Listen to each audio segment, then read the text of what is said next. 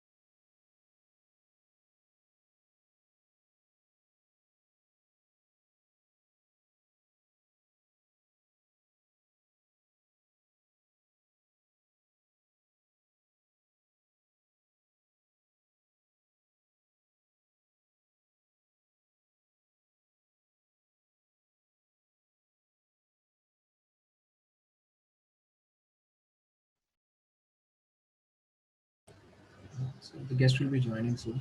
Sorry for the delay.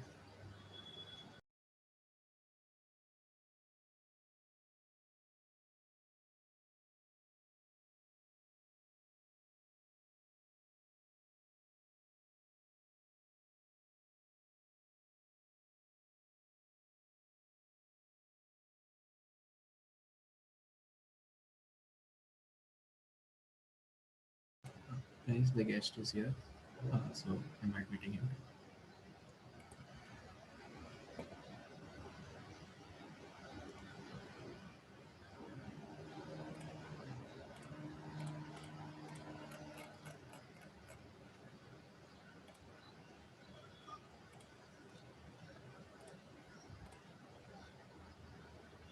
Hi, good evening.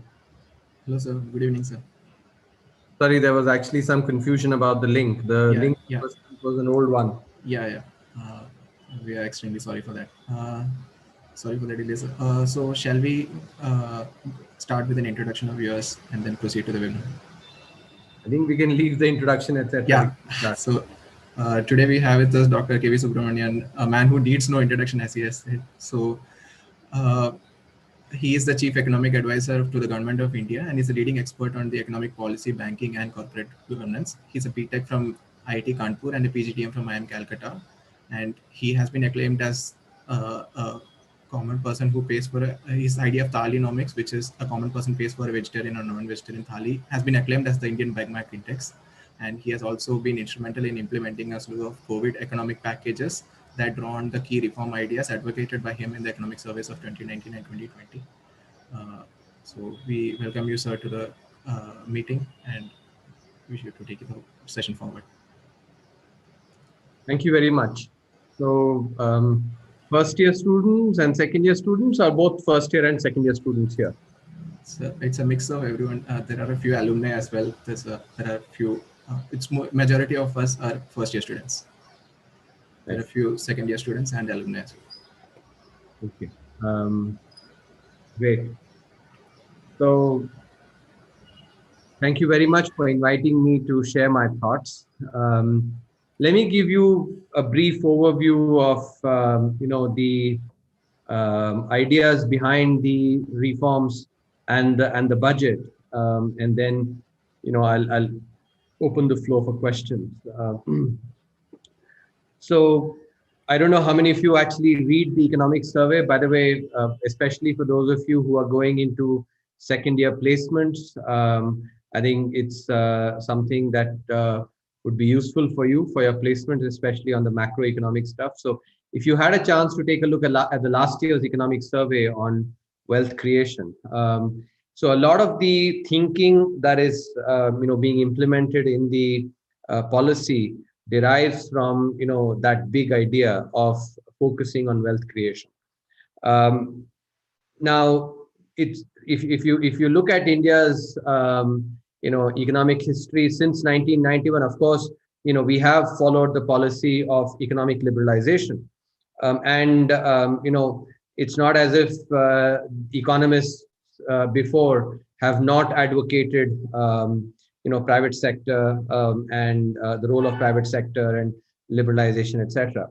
But there's a fundamental difference, and I think that's what is important to understand in the context of the reforms that are being done.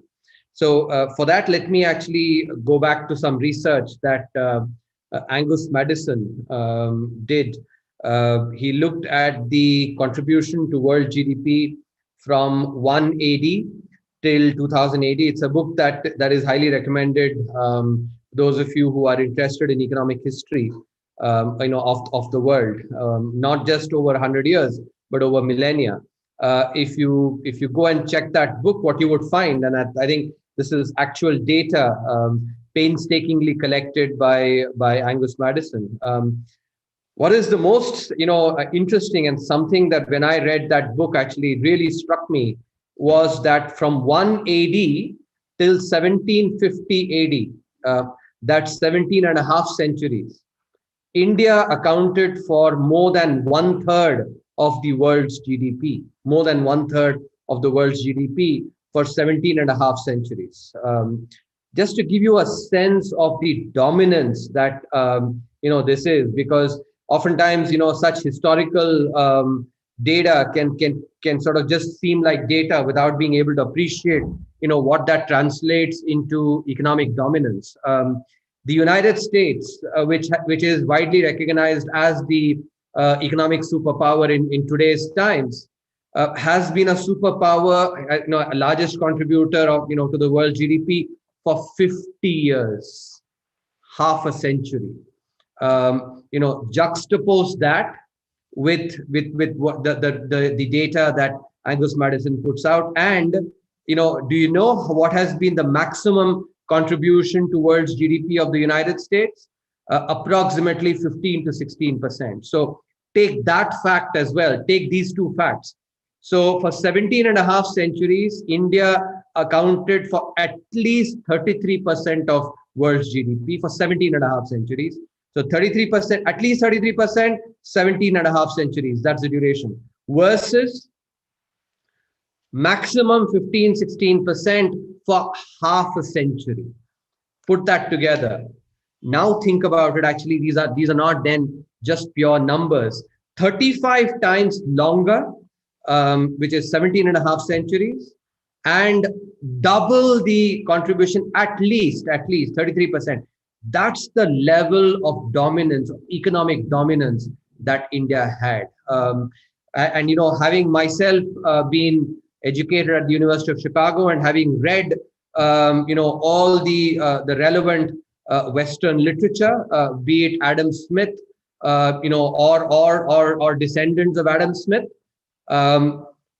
What is quite pertinent to actually remember is that the sense one gets of the literature is that modern economics began with Adam Smith. That may be true, but economics actually having just begun with Adam Smith is something that I think may not be quite right. And that's where last year's economic survey goes and digs into what is it that, what led to this kind of dominance. Because I'm sure all of you as business school students, would understand that, think about, if a company is the leader, let's say, in terms of, take a company that contributes the maximum to the BSE Sensex, let's say, does that for 10, 12, 30, 40 years, 50 years, let's say, then that company will definitely be a case study that would be taught in business school. What is it that company does that has led to that kind of dominance, being the leader, maximum contributor to the BSE Sensex for 50 years? Such a company would definitely be a case study. There would be no business school which would not teach, that particular case.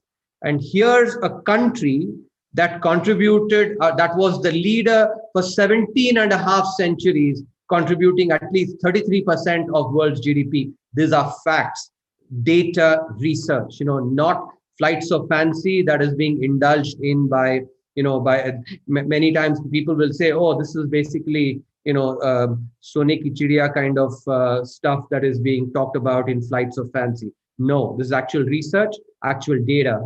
I recommend you to go and take a look at that book. So the interesting thing is, but the most dominant, the huge, longest dominance in economic history is actually not taught in business school, at the country level.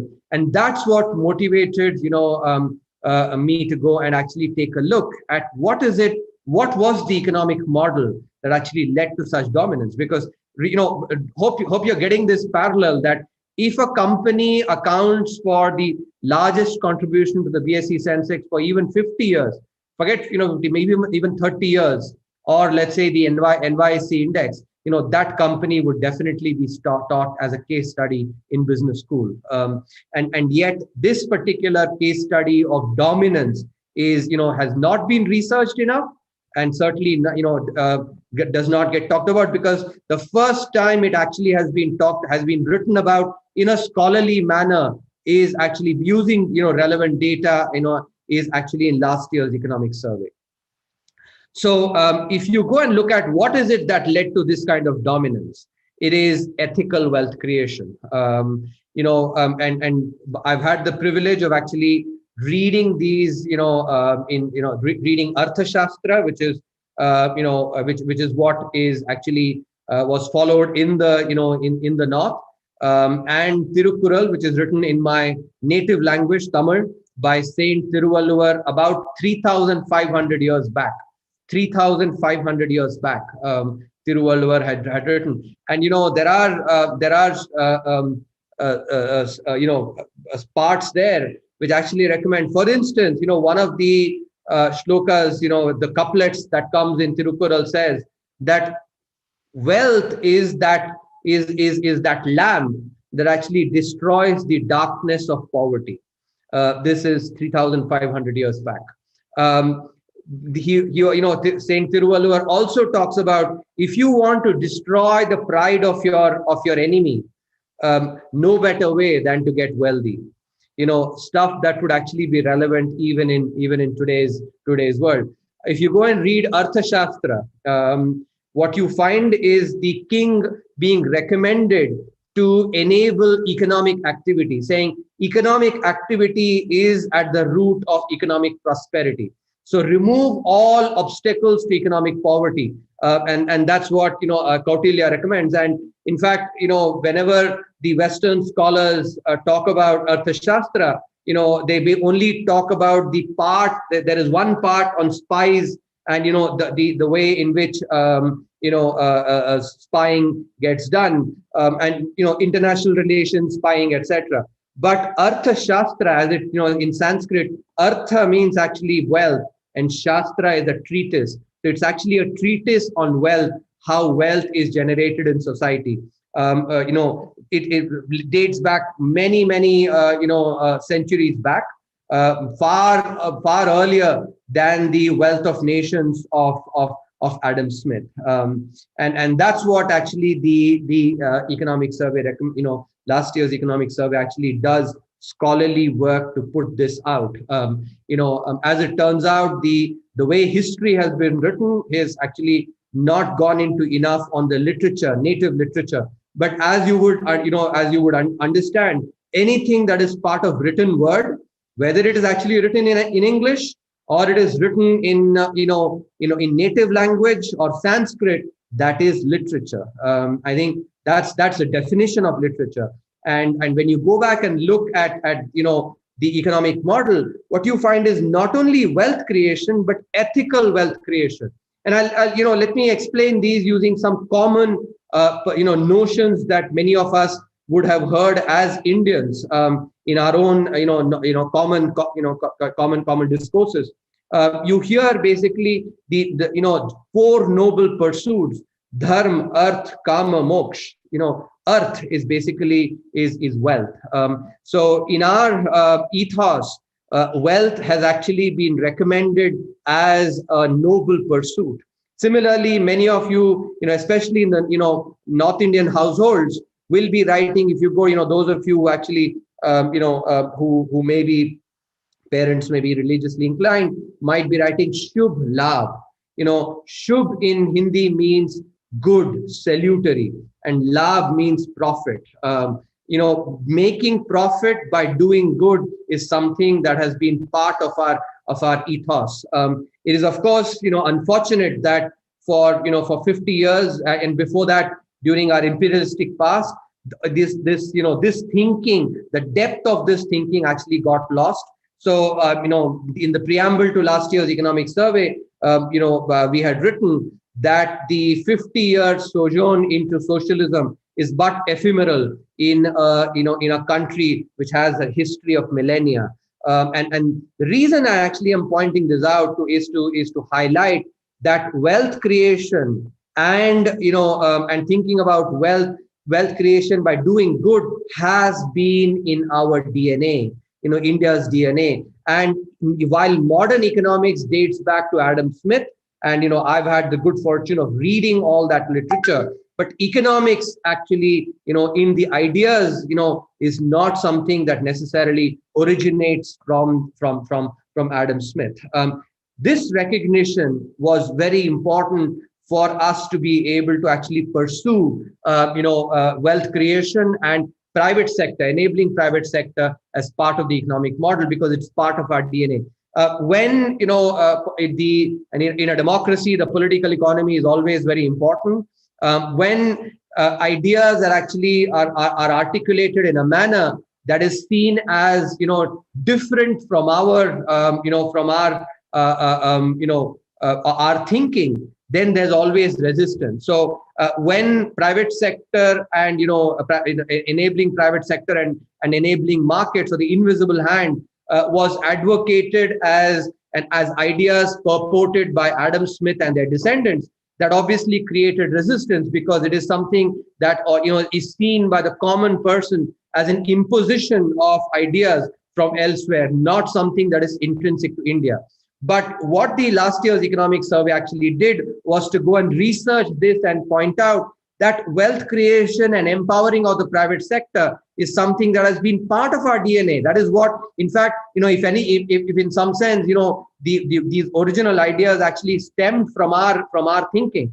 So we should basically just be going back to that original DNA, which is what is being reflected. You think about the big idea, the change in economic thinking that underlies, what is happening over the last year or so, year and a half, is essentially the empowering of the private sector, thinking about wealth as as when it's made in the right way, as something that is good. It's unfortunate that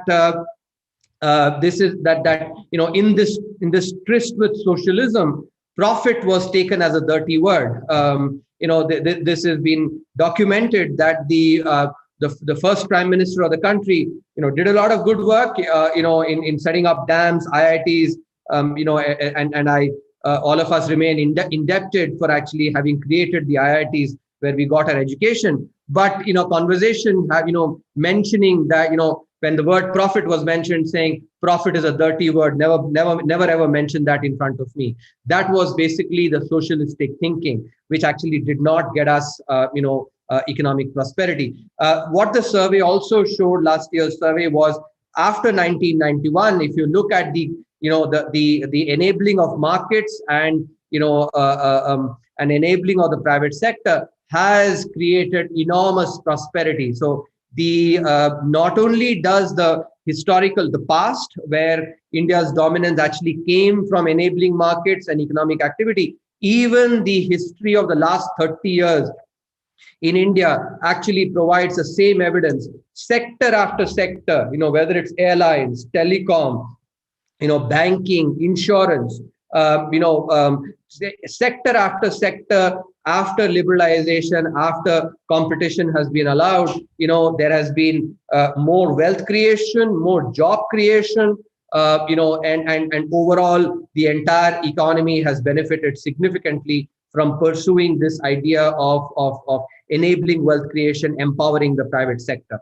And so that's essentially the key change, the change in thinking that is being brought about. Before last year's economic survey, the word privatization was never used in government communication. And yet, in this year's budget, the word privatization is mentioned, it's saliently in many contexts, and I think that is a very, very important change. As those who are actually now studying in business school, I have no doubt in emphasizing that 10-15 years later, this period will be looked at as a very, very seminal change in our economic thinking, in the emphasis on wealth creation and burying of whatever remnants there was of socialism. Those of you who follow the the events, 2-3 weeks back, the Honorable Prime Minister gave a speech in the floor of Parliament. That's the first time a Prime Minister of this country has talked about empowering the private sector, and saying wealth creation is good. That this sense that private sector is bad is actually something that is incorrect, and I think that is very important. Next day, the day after that speech, Hindu Business Line, I'm sure all of you follow these newspapers, business newspapers especially, had an editorial which the editorial was titled "Watershed Moment," and talked about how the Prime Minister talking about empowering of private sector and focusing on wealth creation as actually a watershed moment in India's economic history, and also talked about the antecedents that to this thought coming from the economic survey of last year. So that's the key idea that is actually really that in some sense the big change that is happening,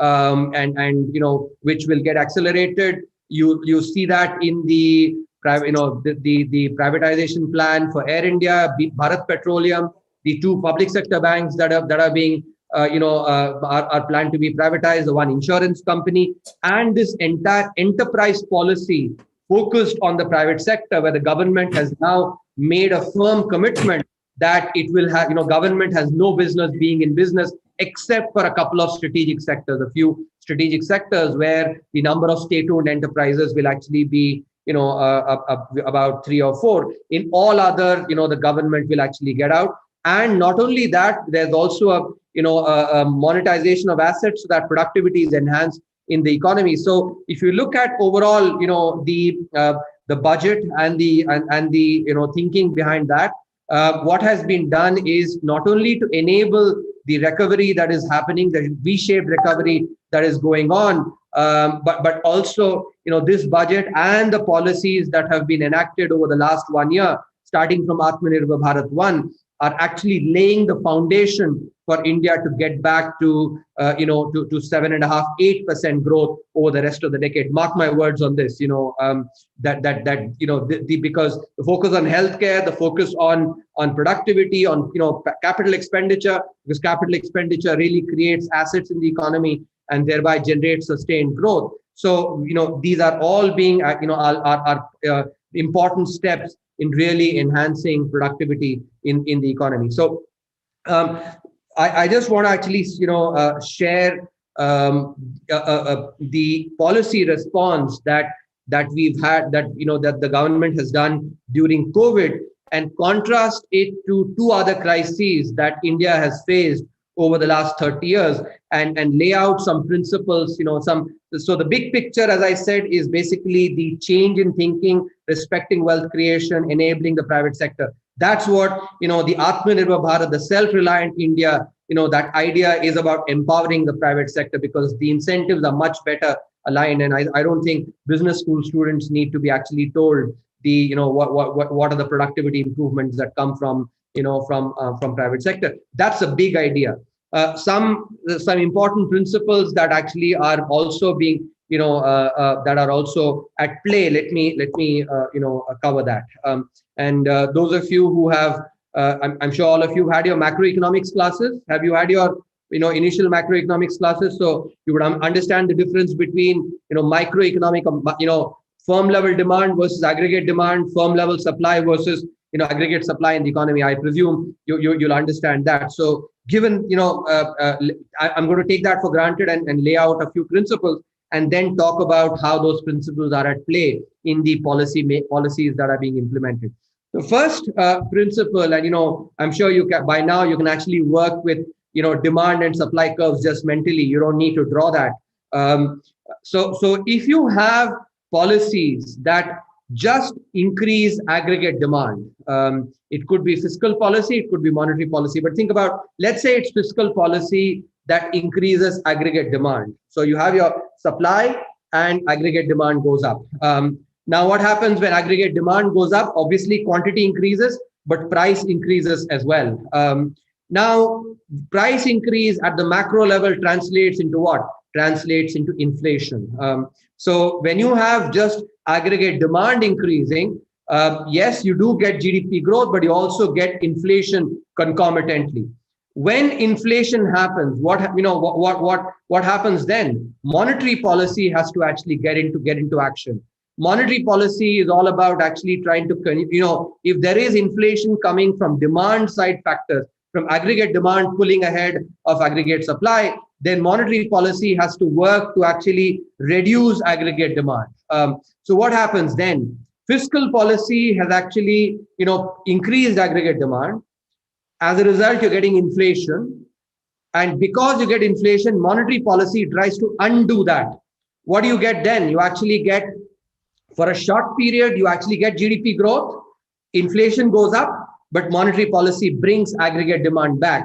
As a result, you get GDP growth for a few quarters, but it's ephemeral. So in some sense, then what is happening is fiscal policy and monetary policy are working at cross purposes. The demand, aggregate demand that fiscal policy increased, monetary policy then works to bring that aggregate demand back. So they're actually working at cross purposes. And you get growth for some quarters, but then after that, you do not get growth because there is no change in aggregate supply. This is what happens when you just push aggregate demand without increasing aggregate supply. In contrast, if policies are such that both aggregate demand and aggregate supply are increased, now you do the mental demand supply curves. What will happen? So let me try to show it here. If you have aggregate demand increasing and aggregate supply increasing, then the new equilibrium that you get is at a higher GDP, at a higher quantity, but price does not increase. As a result, what do you now translated into the macro level? What does that mean? You get GDP growth, but you get that without high inflation. And if you have GDP growth without high inflation, then monetary policy can continue to be supportive. Monetary policy does not need to pull back demand. And so you actually have monetary policy and fiscal policy working in tandem rather than working at cross purposes with each other, which is what happens when only aggregate demand is pushed up.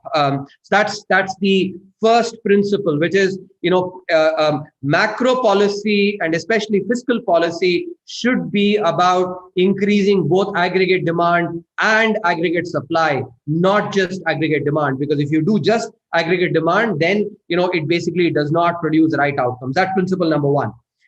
Second principle, how do you actually how do you increase both aggregate supply and aggregate demand? And what policies lead to only increase in aggregate demand? Here, you have to think in terms of capital expenditure and revenue expenditure. When you think about government expenditure, there are two kinds of expenditures. You have capital expenditure and you have revenue expenditure. Revenue expenditure is basically, for instance, it could be subsidies, increasing subsidies. It could be cash transfers. These are all examples of revenue expenditure. Or, for instance, doing a farm loan waiver. As in 2009, 2010, for instance, there was an 80,000 crore farm loan waiver that was given. That's actually an example of revenue expenditure. Capital expenditure, in contrast, is actually creating assets, building ports, building, airports, building roads, building telecom infrastructure. These are examples of capital expenditure, which increases aggregate supply in the economy. Why? Because assets are created. You have, when more factories are built, more, cement, let's say, if factories are built, more steel factories are built, then, your aggregate capacity increases. Firms utilize that capacity and produce more. As a result, aggregate supply increases. So, capital expenditure, enables, supply to go up. What also happens is when capital expenditure happens, and think about, let's say, a hostel being built, in IIM Kashipur. If that contract has been given, let's say, to a firm like L&T, what L&T would do is to subcontract. It may basically subcontract to a supplier that supplies steel, another subcontractor that may be supplying cement, another supplier that may be actually be supplying, reinforced concrete, for instance, and many other stuff. So what happens? Because of, let's say, this capital expenditure that is being built by a government institution, public capital expenditure, private sector actually gets contracts down the line, first large firms and then smaller firms. And as a result, all of their demand goes up. Construction activity especially has both forward and backward linkages in terms of the supply chain. And I'm sure you guys have actually taken classes in supply chain as well. So, as you will see, policy making is about utilizing all the different streams that you learn, in economics and in business school. So when you think about construction activity has both forward and backward linkages. When construction activity goes up, so both, sectors that have forward and backward linkages, demand goes up. Not only that, people are hired actually. So, both formal and informal sector jobs are created, when construction happens. As a result, you actually have money coming into the hands of people because when they do their job, they actually get paid wages, and that puts money in the hands of people, which increases consumption, and you actually have increase in aggregate demand as well. So when you do capital expenditure, you get an increase in both aggregate supply and aggregate demand, but it doesn't happen immediately. It happens with some lag, 6, 8, 10 months, maybe sometimes even 15 months.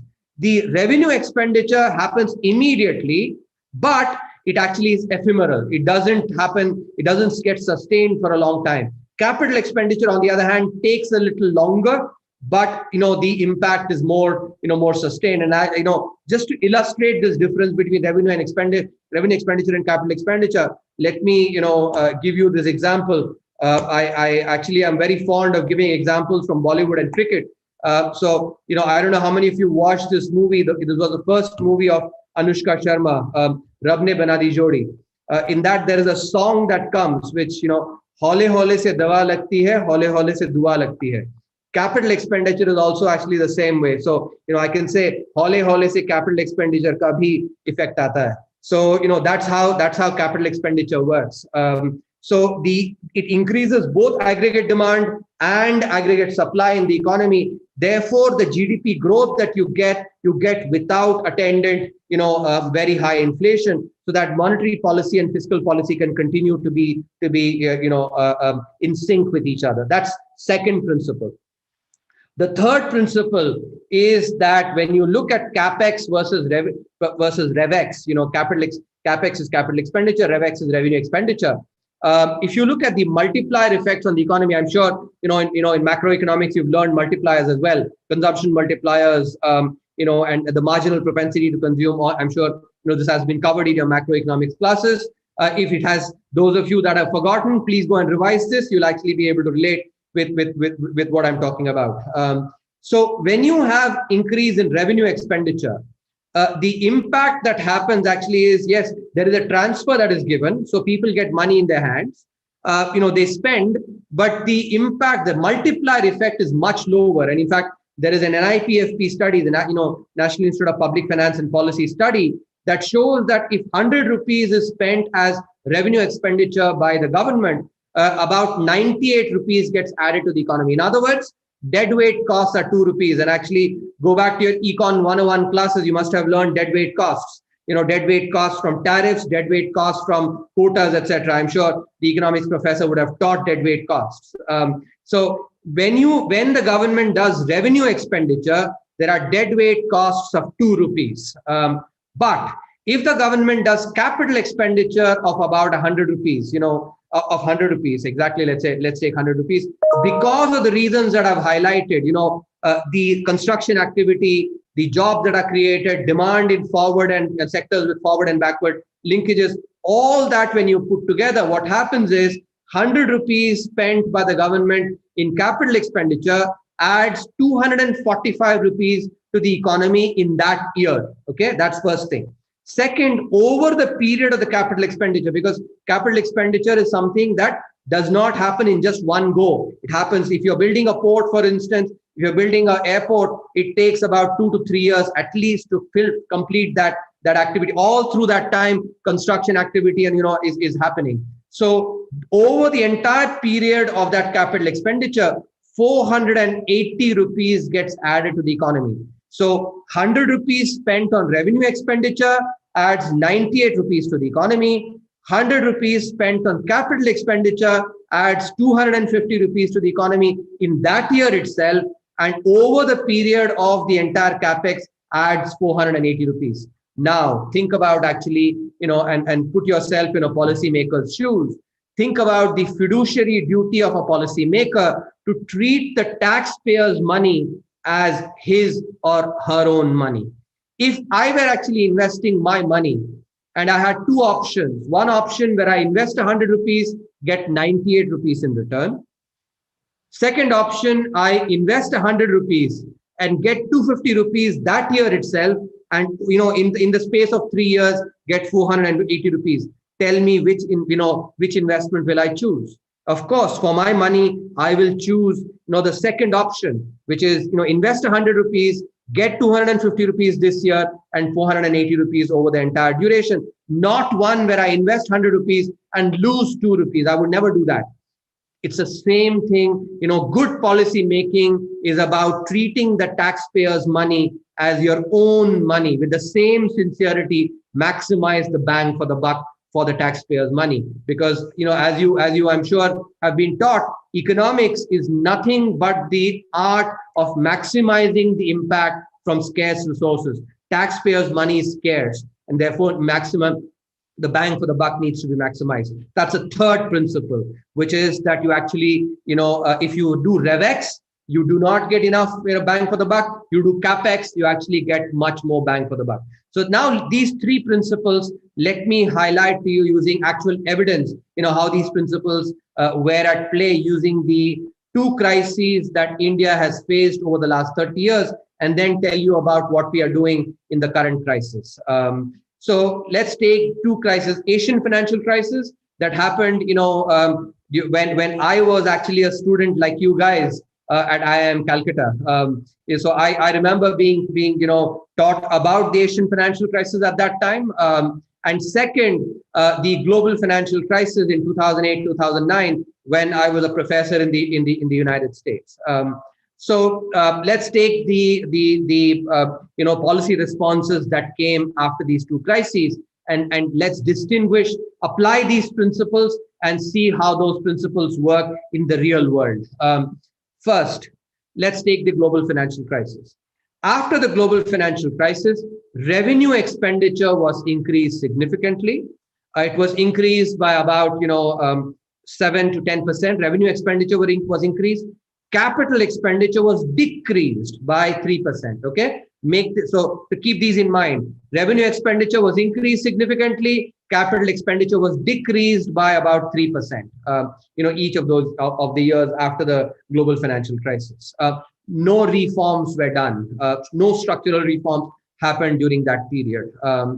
Now apply the first principle and the second principle. In some sense, like the three Newton's laws of motion, these are your three laws of macroeconomics in some sense, especially in a policy setting. So a crisis policy setting. Take the first two principles, which is when you have aggregate demand and aggregate supply increasing, GDP growth that you get is sustained. It doesn't create inflation. And the second principle, which is that when you do capex, you actually have asset creation. There is supply increase, but revenue expenditure only increases aggregate demand. When you put the two together, what do you see? After the global financial crisis, only revenue expenditure increasing, capital expenditure shrinking, no reforms. And reforms are actually, especially in the Indian context, they expand aggregate supply, because a lot of the frictions that are there in the economy in India are supply side frictions. So when we do reforms, we basically remove those frictions and thereby enhance aggregate supply. So if there is no reform, capex decreases, but revenue expenditure increases significantly, and the biggest of those, that revenue expenditure, was the 85,000 crore farm loan waiver. I have a research paper that was published in the Journal of Law and Economics, published by the University of Chicago, where we showed that this farm loan waiver primarily went to rich farmers who did not basically deserve that at all. So when you have these transfers that are not going to the needy, but are going to those that do not deserve, what happens? Demand increases, but demand increases for more luxury products, not necessarily, for domestic products. So as a result, what happens? First, you will see inflation. And that's what actually happened. For 3 years after, 2000, up until 2012, India saw double-digit inflation, 12% plus in 2012. So the first principle at work, which is only aggregate demand increased, aggregate supply did not increase. So you had inflation. But what happened? Because inflation increased, monetary policy had to become tightening. So there were a series of interest rate hikes. The central bank at that time, RBI, did a lot of monetary tightening. What did that do? The aggregate demand increase that fiscal policy tried to do, monetary policy completely undid that. As a result, the few quarters of growth that happened basically was just ephemeral. After that, monetary policy ensured that whatever demand increase came from fiscal policy was undone by the monetary policy. So you had about 4 or 5 quarters of growth, and then growth was back to anemic 2.5-3% kind of levels. Second, what happened? Because the demand increase happened primarily in luxury goods that were not being supplied by the domestic economy, imports went up significantly. And so the current account deficit, as you actually, I'm sure, again, this also must have been covered. Balance of payments, I'm sure, would have been covered in your macro classes. So when you think about the current account deficit, if you have a very high trade deficit, India typically gets net remittances, Despite the remittances, you still had trade deficit, increasing significantly, current account deficit going to 6.7%, 6.7%. For India, typically the thumb rule is about 2%, 2 to 2.5% current account deficit is something that is good, is possibly the maximum to go to. But we had 6.7% current account deficit then. So very high inflation, very high current account deficit, and very high fiscal deficit, because these, the farm loan and other revenue expenditure was funded through, higher fiscal deficit. Triple whammy that led to the macro crisis in 2013, the taper tantrum episode that happened. The rupee depreciated by about 56-60% during that very short period, 60%, and there was a macro crisis which originated from the policies that were followed after the global financial crisis. And this is what requires skill, because you have to be, in macroeconomics, the impact of policies is not felt immediately. It's felt after a lag, after 2, 3, 4 years lag. It's as if, and I'll give you a parallel. You, let's say, go, you go to a hotel. Let's say it's a 5-star hotel. You go to your room, you find the AC, the temperature to be very, very low. You're shivering there. So what do? You shut down the AC or increase the temperature, put it at 35 degrees so that the room gets, comes to room temperature, to a comfortable temperature. You do that and go to sleep. And at 1 o'clock in the night or 2 o'clock in the night, you get up sweating. Why? Because the increase that you did, you turned up the heat. Actually, the impact did not show up at 10 o'clock when you slept, but at 1 o'clock or 2 o'clock in the night with the lag.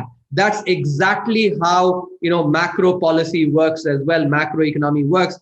Policies that you take today, implement today, show an impact actually 2.5, 3 years later, which is exactly what happened after the global financial crisis, using these three principles.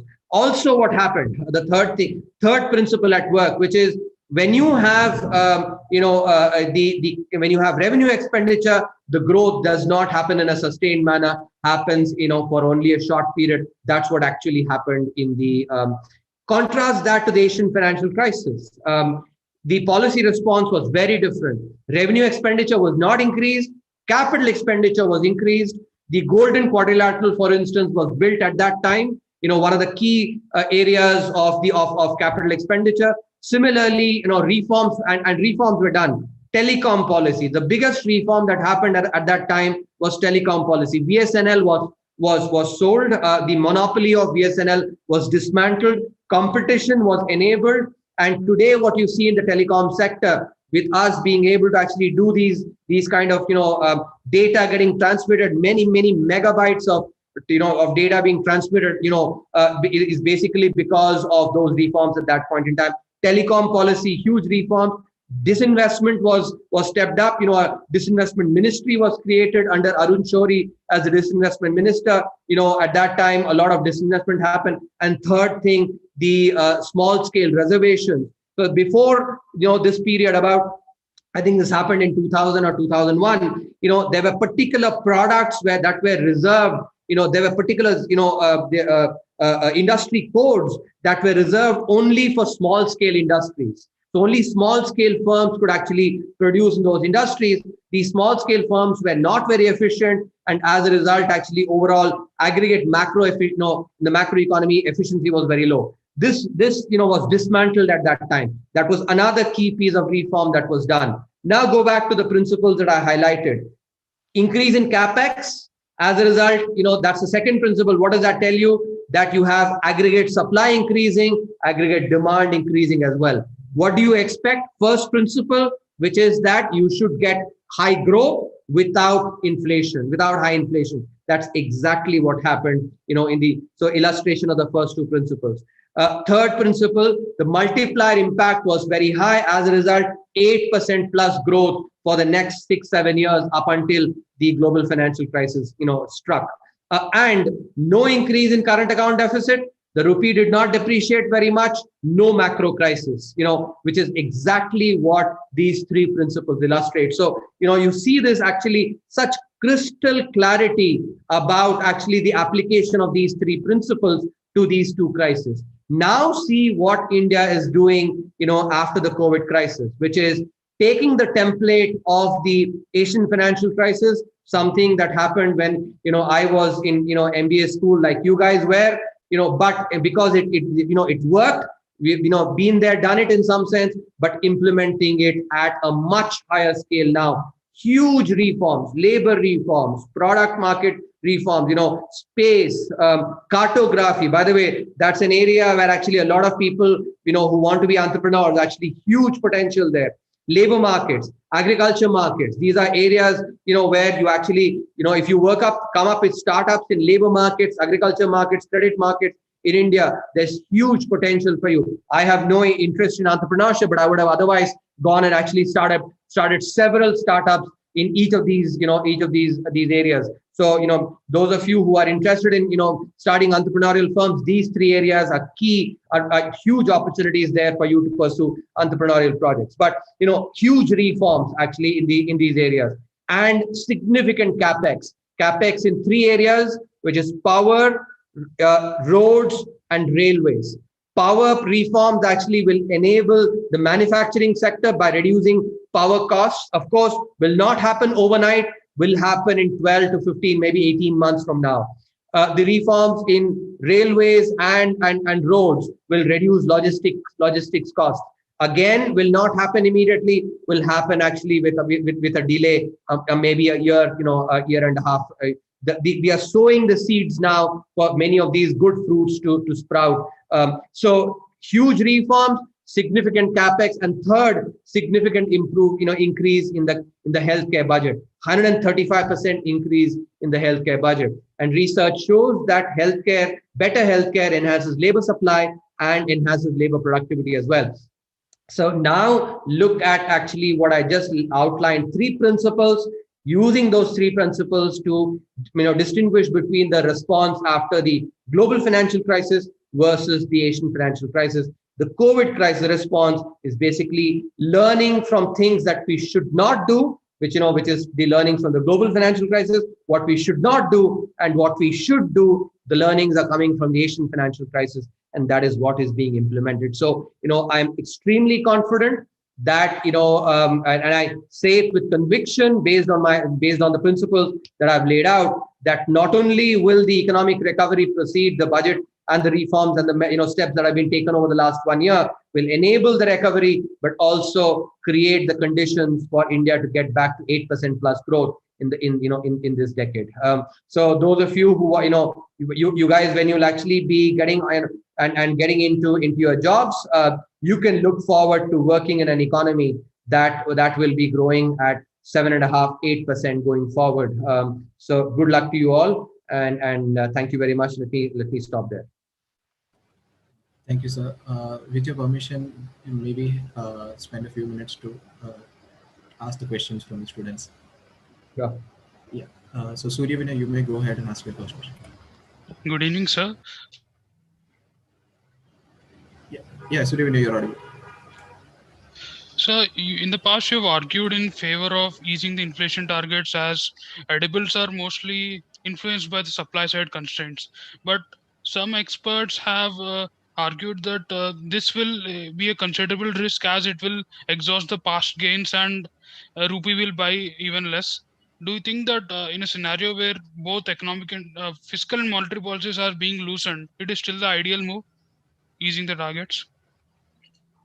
See, firstly, Surya Vinay, I think what you have to understand is that inflation, inflation targets or monetary policy itself is, about basically working on aggregate demand. When inflation comes from supply side factors, ideally, and that's basically what economics tells us, macroeconomics tells us. When inflation comes from supply side factors, monetary policy should not be responding to it, because monetary policy can only primarily impact demand, aggregate demand. Supply side aspects, monetary policy can do very little about. So, if you are actually responding, if inflation is coming from supply side factors and monetary policy tries to respond to it, then the diagnosis is incorrect, and therefore the action will also be incorrect.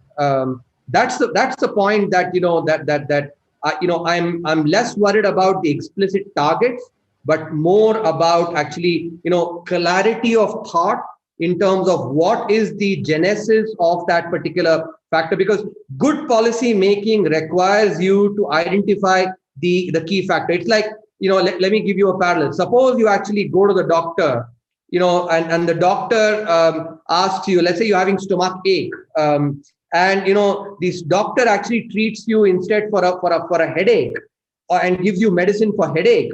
Neither will your stomach ache actually get all right. It may actually, stomach ache may get accelerated because of whatever medicine he gives you for headache.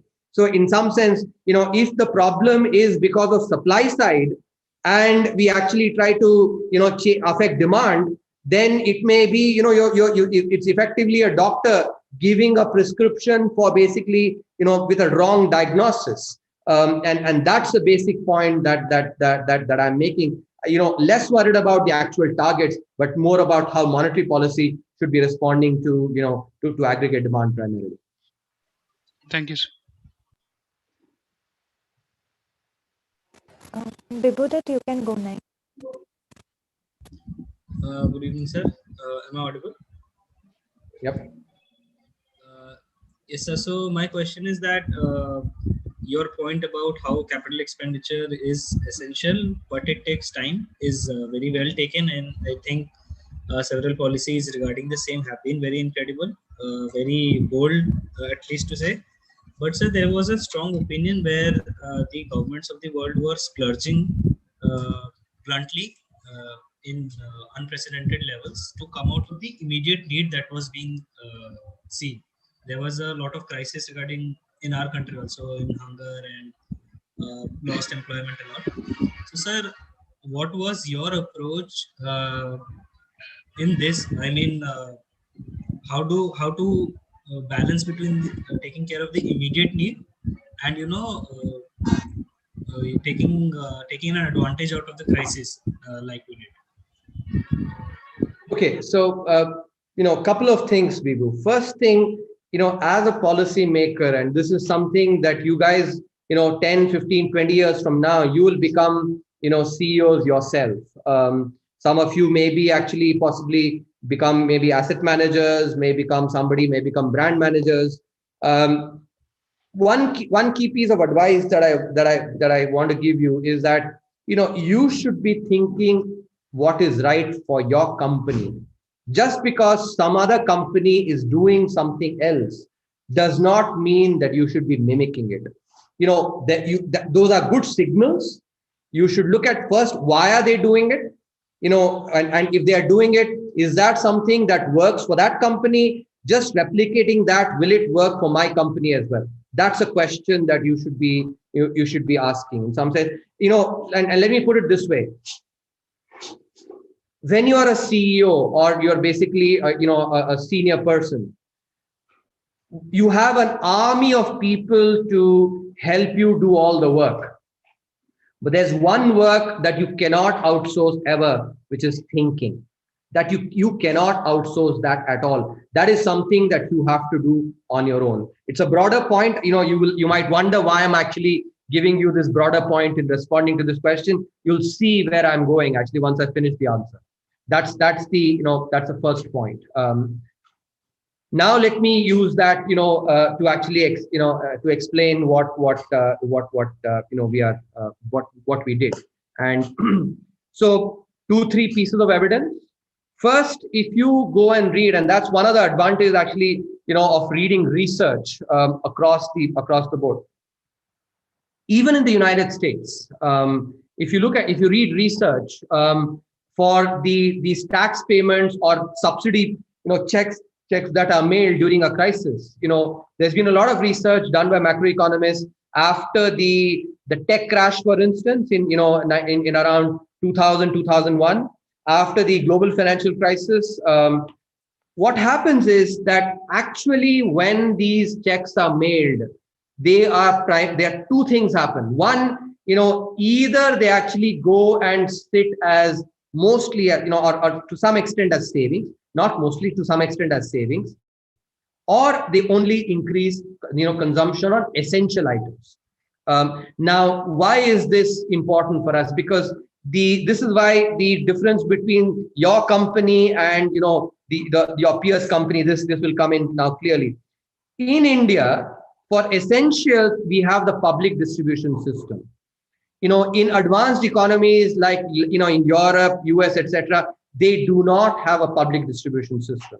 So if they have to take care of essential items, if for instance they are worried that the really poor people may not have enough money to eat food, what they have to do is they have to actually send checks or cash transfers for those people to be able to buy essential stuff. But in India, we can actually use the public distribution system, which is exactly what we did for 800 million people. Mark the number, 800 million people, which is 80 crores. Free food was given for, starting from April onwards till almost September, October. I think till September. So what you're observing, you're seeing the checks being mailed. In India, because we had the PDS, we actually, gave free food instead, rather than having to mail checks. Number one. Number two, what did we do? They don't have the, the jam trinity with them. Jandhan, Aadhaar, mobile. What did the United States do? The most advanced economy in the world.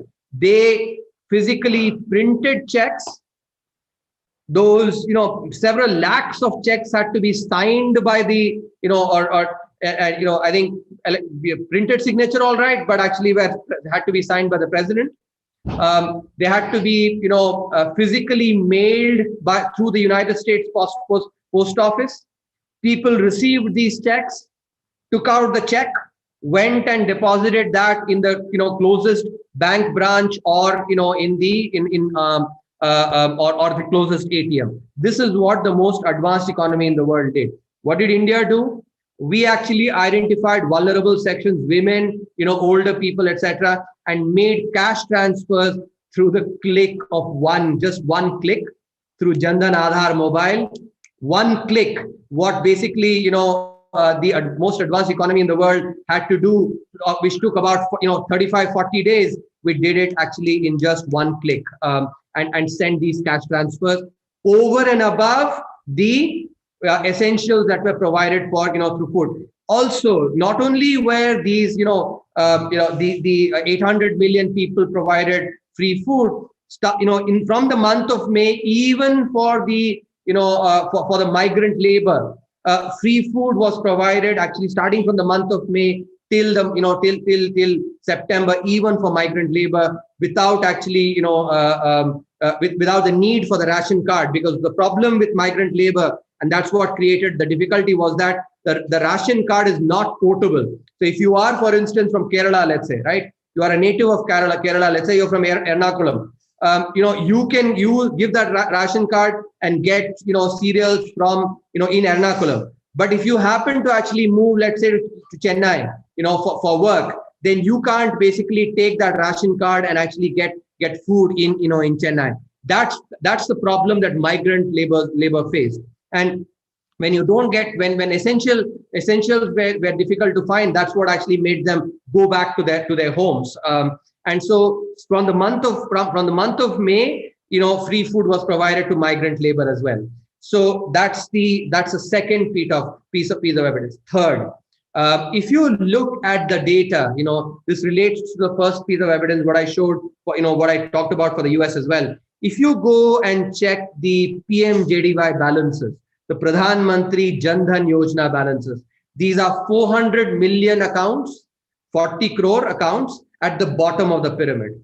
And people at the bottom of the pyramid, the marginal propensity to consume is typically 1. What is this? This is basically just jargon for saying that if they get 100 rupees of earnings, they are likely to spend almost the entire 100 rupees on consumption. They don't save any amount out of that. But even in this demographic, and that's a very important point, and the economic survey, the first chapter of the economic survey shows this, that the average balances for this section of people, 400 million, increased by about 500 rupees on average. That translates into 20,000 crores increase in the aggregate balances across these accounts. Of course, and then after the month of September, these balances have come down. What does that tell you? This tells you about the precautionary motive to save.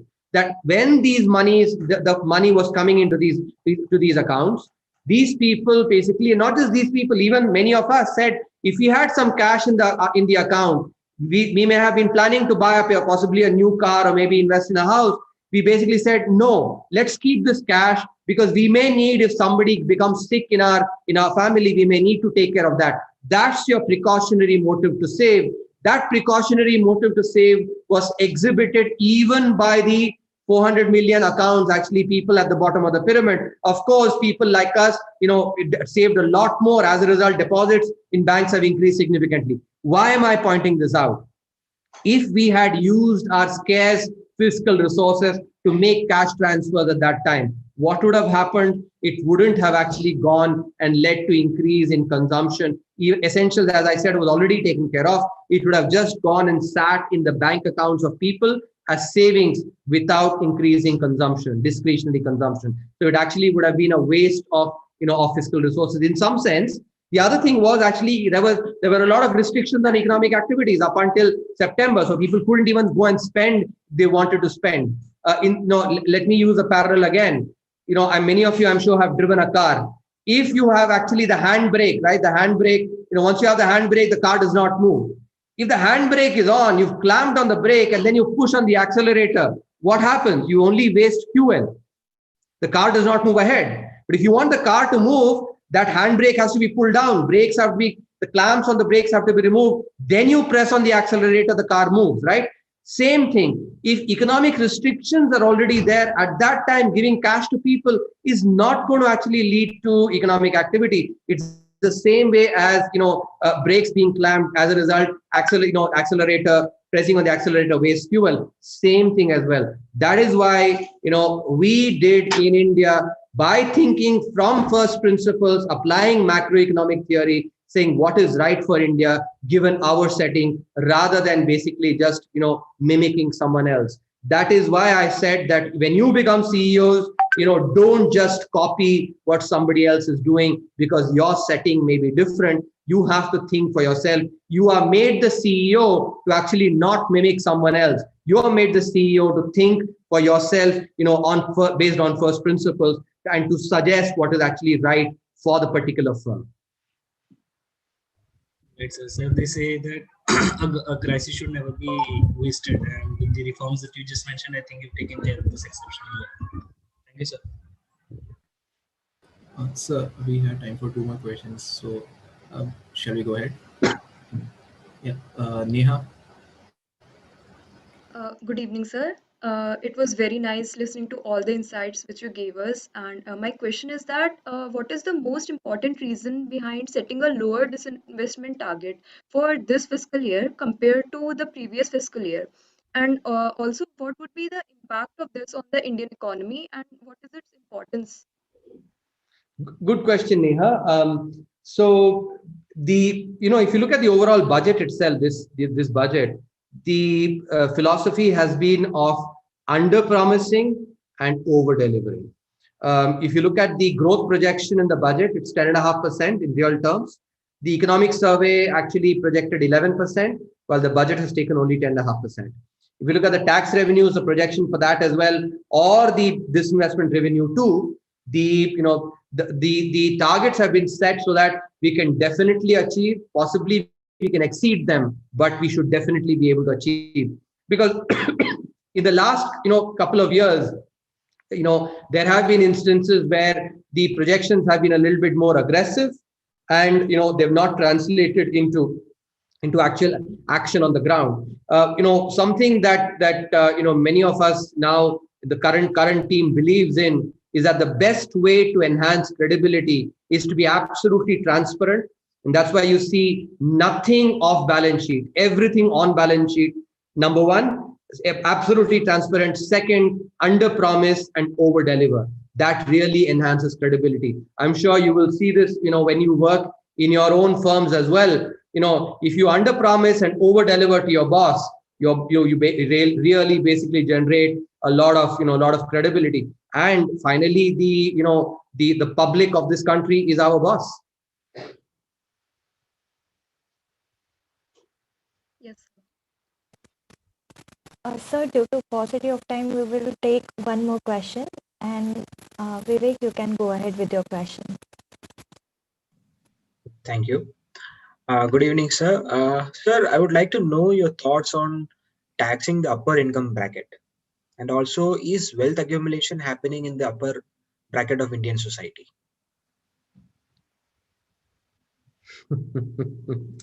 I'm curious that this question is coming from a business school student, but I think it's a good question. What I would recommend, Vivek, is for you to please go and take a look at the 4th chapter of the economic survey, which is looking at, the chapter is titled Growth and Inequality, Convergence or Conflict or Convergence. Take a look at that chapter. Because some of the, for paucity of time, I'll just give you a very short response. But the details of what I'm talking about are there in that chapter. I'll give you a very simple example. You may have seen this example. If you watched my presentation on the economic survey, you may have seen this example. I think it's still useful. Others may not have, seen it. Because this question about inequality and redistributing wealth oftentimes actually comes in a lot of people. Think about, I'm going to use this example by taking a show that actually a lot of you might have watched, Malgudi Days. Swami actually is the key character in Malgudi Days. Swami is, very good at math, gets 100 out of 100 in math. His friend Shankar is not that good. Shankar gets only 60 marks. The principal, is like you, Vinay also has a golden heart. His heart bleeds, and so what he does is he basically takes 20 marks from Swami and gives it to Shankar, and says that I actually like equality. So both Shankar and Swami have 80 marks now. But what happens? Swami comes back running to his mother. He's in tears. He comes and tells his mother, Amma, I actually worked so hard to get 100 marks, 100 out of 100. But the principal took away 20 marks from me and gave it to Shankar. I am not going to study anymore, because what's the point? Even if I get 100, even if I work hard to get 100, 20 marks is going to be taken away from me. So there's no point in me studying. That is Swami's response. Shankar, really jumps up, really all excited and very happy, goes to his mother and says, Amma, I don't need to study at all. Anyway, I'm going to get 20 marks more. So what's the point of actually studying? I would rather play and play and play. So this is basically Swami's and Shankar's response. Now, Swami makes an even more, powerful argument. He says, Amma, why doesn't the principal actually do the simple thing, which is, get the maths teacher to spend more time with Shankar, teach him more maths, so that he can also get 80 by his own, hard work, by his own ability, and I can keep my 100 marks. Shankar can get 80. Both of us will be very happy. I get to keep my 100, so I am happy. Shankar gets 80 instead of 60, so he'll also be very happy. Isn't that a policy that actually really makes us both happy? And his mother, of course, says, of course, Kanna, what you're saying is absolutely true. Maybe I will ask your father to go and talk to your principal and say that, this is what Swami is talking about makes a lot of sense. Now, translate this into the real world macroeconomics as well.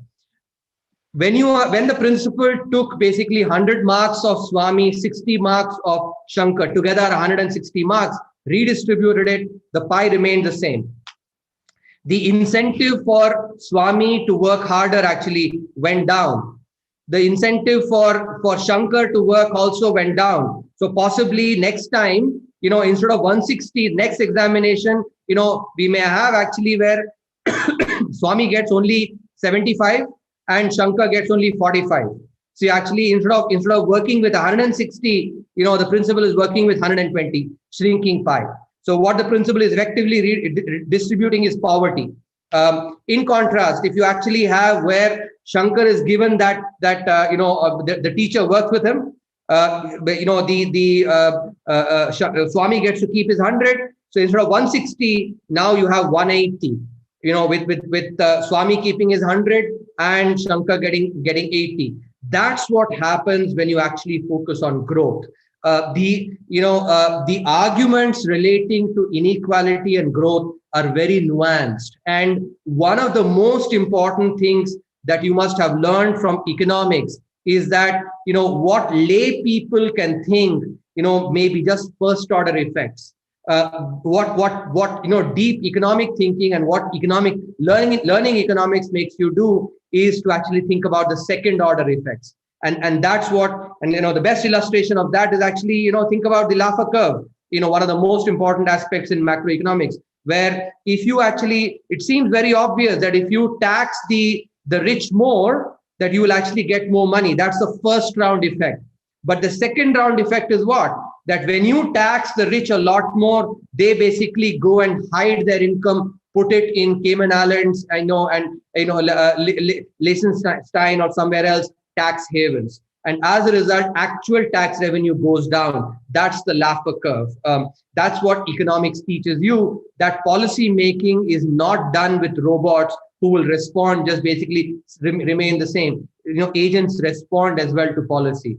So that illustrates why we should be focusing on growth. The money that comes out of that growth, actually, that can be used for welfare policies.